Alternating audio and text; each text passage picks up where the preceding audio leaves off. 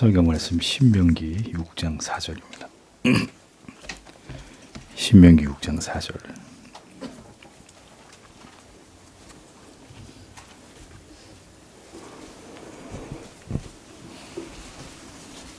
같이 읽겠습니다. 이스라엘아 들으라. 우리 하나님 여호와는 오직 하나인 여호와시니. 아멘.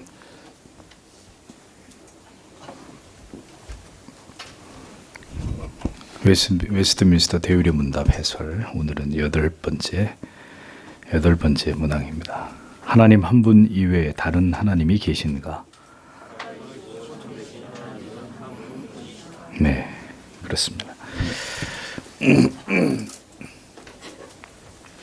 대유리 문답 강의, 대유리 문답 해설을 한 번 들어서 이해하시기 어려우실 수 있습니다. 그럼 두 번, 세 번 반복해서 들으시면서 잘 이해하시기 위해서 노력을 하셔야 됩니다. 그리고 의문이 생기는 부분은 목사에게 꼭 질문을 하셔서 하나하나 잘 이 개념들을 이해해 나가시기 위해서 애를 쓰시기를 바랍니다. 하나님 한 분 이외에 다른 하나님이 계신가? 살아계시고 그리고 참되신 하나님은 한 분뿐이시다. 짤막하게 이렇게 진술을 하고 있습니다. 세상은 다원주의를 신봉합니다. 그렇기 때문에 유일신을 부정하고 다신론을 사람들은 지지하고 인정합니다. 하나의 신에 의해서 지배적, 절대적 구조를 갖는 이런 종교보다는 여러 신들을 인정함으로 종교도 융합되고 보완돼서 더 나은 방향으로 진화해 나아가는 것이 합당하다. 이것이 보편적인 사람들이 가지고 있는 생각입니다. 굳이 기독교가 아니더라도 상관없고 모든 종교가 모든 신이 다 공존하면서 서로 싸우지 말고 이 세상을, 인간을 이롭게 한다면 그것으로 종교의 기능과 역할은 충분하다고 사람들은 그렇게 여깁니다. 각기 종교마다 상이한 구원권을 가지고 다원적 구원에 대한 가능성을 열어놓고 절대적 유일 종교나 신관을 배격하면서 종교는 모두 상대적이다. 그래야 된다. 이런 입장을 취합니다. 이것이 바로 마지막 시대에 떠오르는 강력한 우상인 종교 다원주의입니다. 종교를 인간의 영혼을 위로하기 위한 신요 정도로 생각을 하고 결국 모든 종교의 꼭대기에 인간이 존재하고 싶은 매우 무서운 사상이 바로 종교다원주의 사상입니다.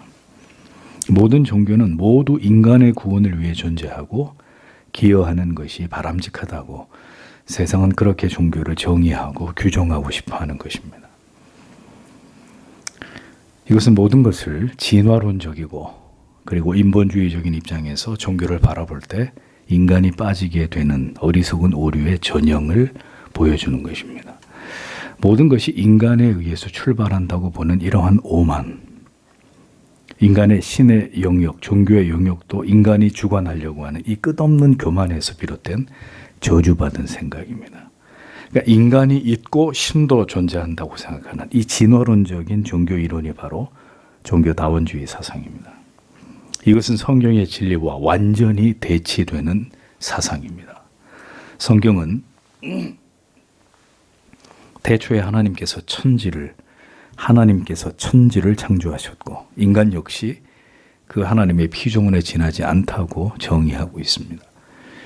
그리고 그 인간이 존재하는 목적은 유일하신 참 하나님만을 경배하기 위함인 것을 성경은 분명히 명시하고 있습니다. 하나님 외에 다른 신의 출현은 인간의 타락한 이후 부패한 인간의 마음에서 비롯된 것입니다. 하나님 외에 다른 신의 존재가 인간에게 계시된 것이 아니라 인간의 부패한 마음이 하나님 외에 다른 신들을 만들어낸 것입니다. 출애굽한 이스라엘 백성들이 광야에서 아주 자연스럽게 그들의 하나님을 금송아지로 만들어서 숭배했듯이 죄로 장악당한 인간은 그 타락한 본성에 의해서 자기가 믿을 신들을 이 세상에 만들어내기 시작한 것입니다. 그러나 성경은 결코 하나님 외에 다른 신을 인정하고 있지 않습니다. 출애굽기 20장 3절은 너는 내 앞에서 다른 신들을 잇게 말지어다 라고 명령하셨습니다. 신명기 4장 39절에는 그런즉 너는 오늘날 상천하지에 오직 여호와는 하나님이시요 다른 신이 없는 줄 알아 명심하고 라고 기록하고 있고 6장 4절에 이스라엘아 들으라 우리 하나님 여호와는 오직 하나인 여호와시니 라고 말씀하고 있습니다. 예레미야 10장 10절에 오직 여호와는 참 하나님이시요 사시는 하나님이시요 영원한 왕이시라 그 진노하심에 땅이 진동하며 그 분노하심을 열방이 능히 당치 못하느니라 이렇게 기록이 되어 있습니다. 신약에 고린도전서 8장 4절에 그러므로 우상의 제물을 먹는 일에 대하여는 우리가 우상은 세상에 아무것도 아니며 또한 하나님은 한 분밖에 없는 줄 아노라 라고 성경은 오직 하나님만이 유일하신 참신이시다라는 것을 분명하게 말씀하고 있는 것을 확인할 수 있습니다. 자, 성도 여러분, 우리는 왜 이 대유리 문답의 이 정의를 우리의 마음에 깊이 새겨야만 될까요? 저와 여러분이 살아가고 있는 이 세상은 이제 더 이상 기독교가 가지고 있는 유일신관을 인정하지 않는 세상이기 때문이고 이제 기독교가 갖는 이 유일신관은 이 세상으로부터 철저하게 공격을 받게 될 것이기 때문입니다. 여러분이 배우고 깨닫는 모든 진리는 이제 여러분이 고백하게 될 신앙의 뼈대가 될 것이고 여러분의 모든 신앙의 고백을 뒷받침해 줄 가장 확실한 근거가 될 것입니다. 이 진리와 지식으로 무장된 사람은 이 종교다원주의가 판을 치는 세상에서도 하나님은 오직 한 분이시고 그분은 살아계시고 참되신 하나님이십니다라는 고백을 굳게 지키게 될 것이고 결국 이 신앙과 고백 때문에 모든 것을 잃어버리게 되는 순간이 오게 되더라도 이 진리를 지키게 될 것이지만 이 분명하고 확실한 진리와 지식이 그리고 신앙의 양심에서 비롯된 고백이 없으면 더 이상 신앙을 지킬 수 없는 때가 도래하게 될 것입니다. 성도 여러분, 왜 오늘 교리에서 하나님께서는 살아계시는 분이다라고 설명하고 있을까요? 사실 하나님께는 살아계시다라는 표현 자체가 모욕적입니다. 하나님을 살아계시다고 굳이 그럼에도 불구하고 표현하는 것은 하나님이 살아계시다는 걸 부각하기 위함이 아닙니다. 다른 신은 모두 존재하지 않는 죽은 신이다. 이것을 부각시키는 것이죠. 인간이 만들어낸 허상에 불과한 것이다. 그것을 깨닫게 하기 위해서 하나님은 살아계신다라고 정의한 것입니다.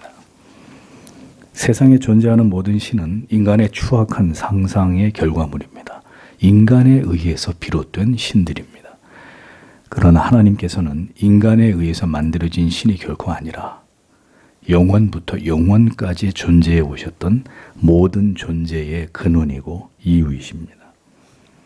인간에 의해서 하나님이 존재한 것이 아니라 하나님에 의해서 인간이 존재했기에 유일하게 살아계시는 신이심을 그렇게 인간의 인정 따위가 필요치 않은 상천하지에 존재하시는 유일한 신으로서의 하나님이심을 강조하기 위해서 죽은 신들과 달리 살아계신 하나님이시다라고 표현한 것입니다. 따라서 다른 신들은 다 죽은 신들입니다. 그 신들에게 빌어도 기적이 일어날 수는 있습니다. 그러나 그것은 인간이 만든 그 신 뒤에 존재하는 사탄의 역사일 뿐입니다. 오직 하나님께서만 우리의 기도를 들으시고 우리의 간구에 귀 기울이시고 하나님의 선하신 뜻과 계획대로 모든 것을 이루어 가시는 하나님이십니다. 세상이 줄 수 없는 위로와 용기와 그리고 사랑과 자비와 긍휼을 베풀어 주시는 하나님은 그렇게 자기 백성들 안에서 우리 영혼 가운데 찾아오시고 말씀하시고 돌이키게 하시고 새롭게 태어나게 하시는 그리고 하나님의 뜻을 따라 살아가도록 끊임없이 우리를 설득시키고 인도하시고 마침내 굴복시키시는 살아 계시는 하나님이십니다.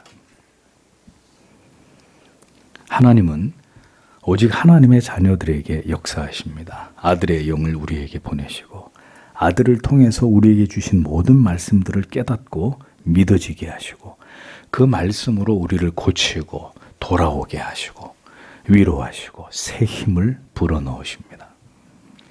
그리고 그들을 통해서 예배를 받으시고 그들을 통해서 경배와 높임을 받으십니다. 여러분은 그 하나님께서 살아계신 우리의 아버지심을 믿으십니까?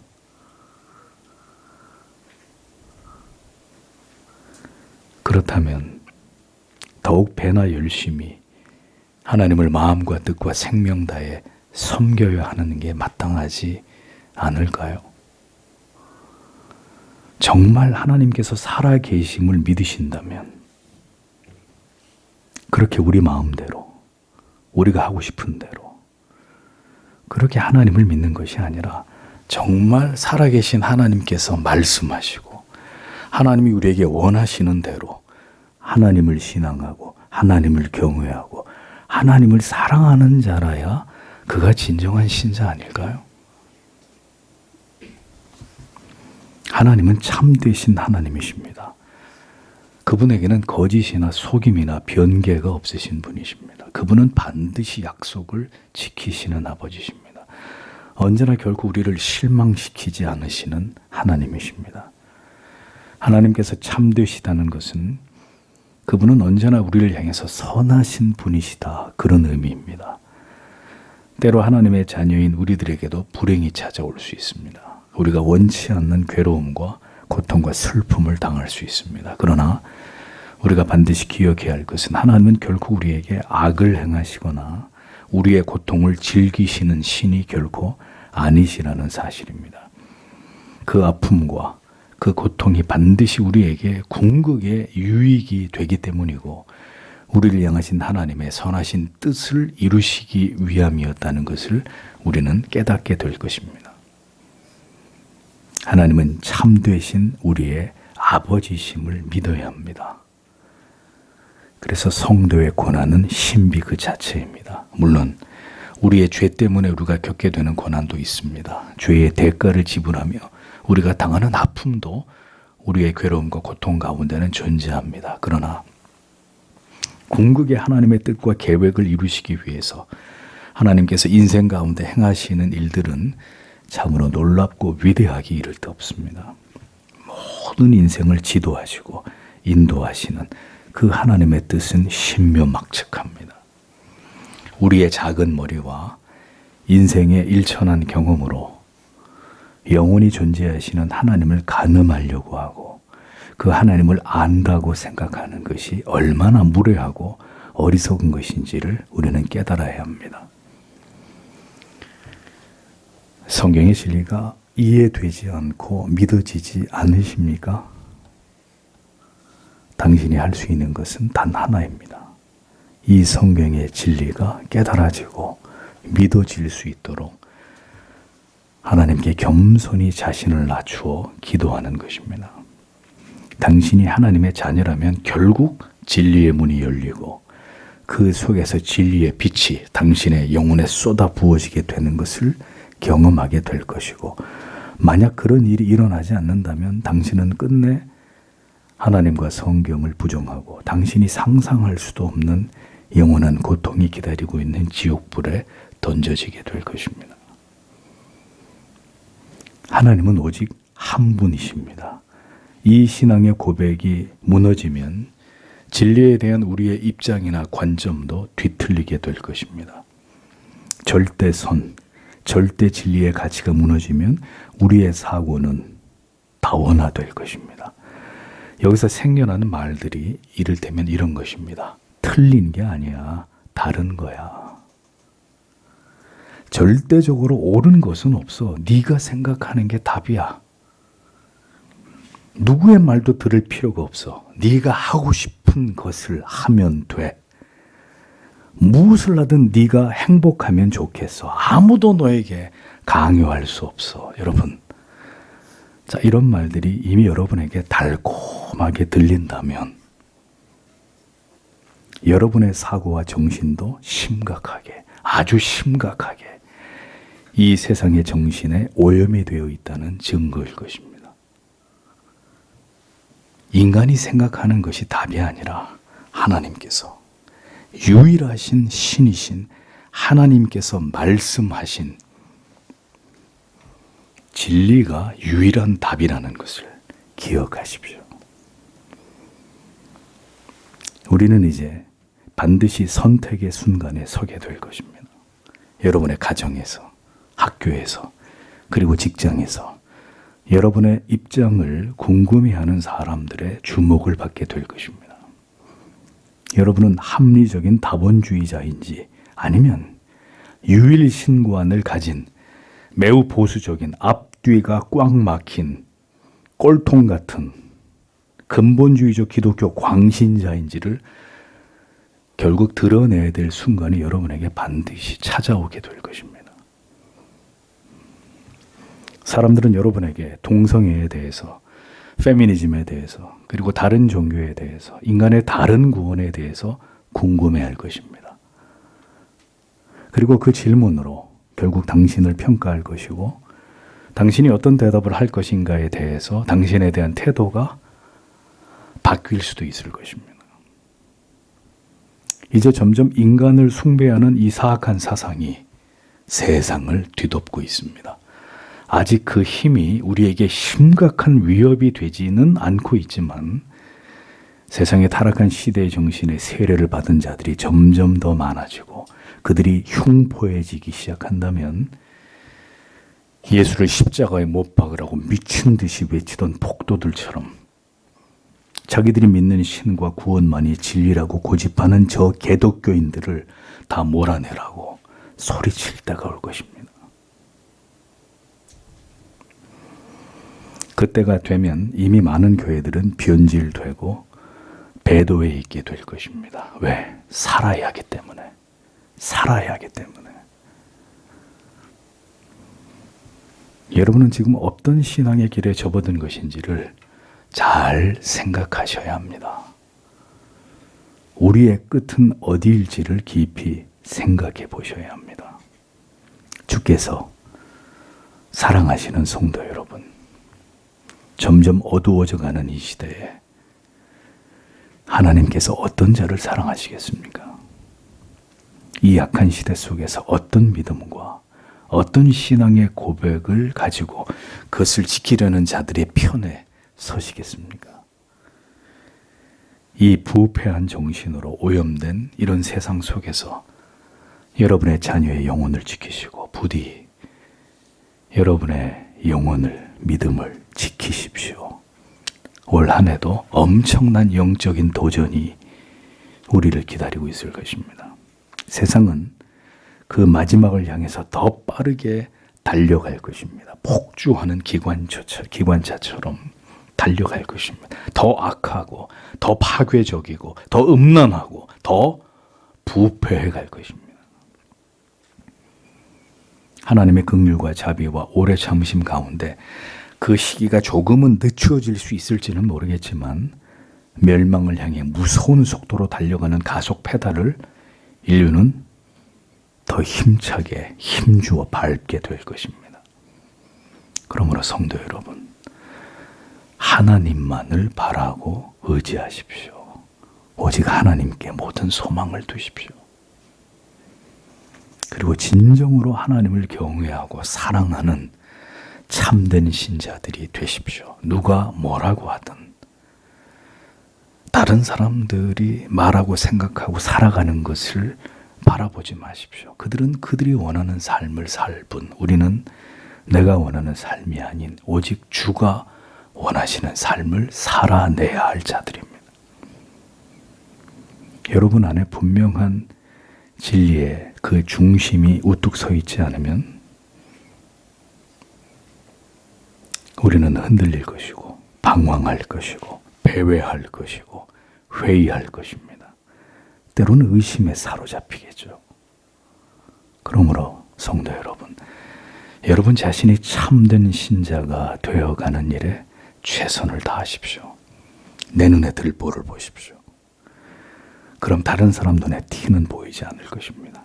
하나님께만 집중하면 그 하나님만 더 크게 여러분에게 보일 것입니다. 하나님의 말씀에만 집중하면 하나님의 음성이 더 선명하게 들릴 것입니다. 하나님의 약속을 더 굳게 붙잡으면 오늘의 나의 고난과 힘겨움과 시련의 무게는 더 가볍게 여겨질 것입니다. 고개를 들어 살아계시고 참되신 하나님을 바라고 의지하시면서 올 한 해도 힘차게 믿음으로 시작하시는 여러분 모두가 되시기를 바랍니다. 기도하겠습니다.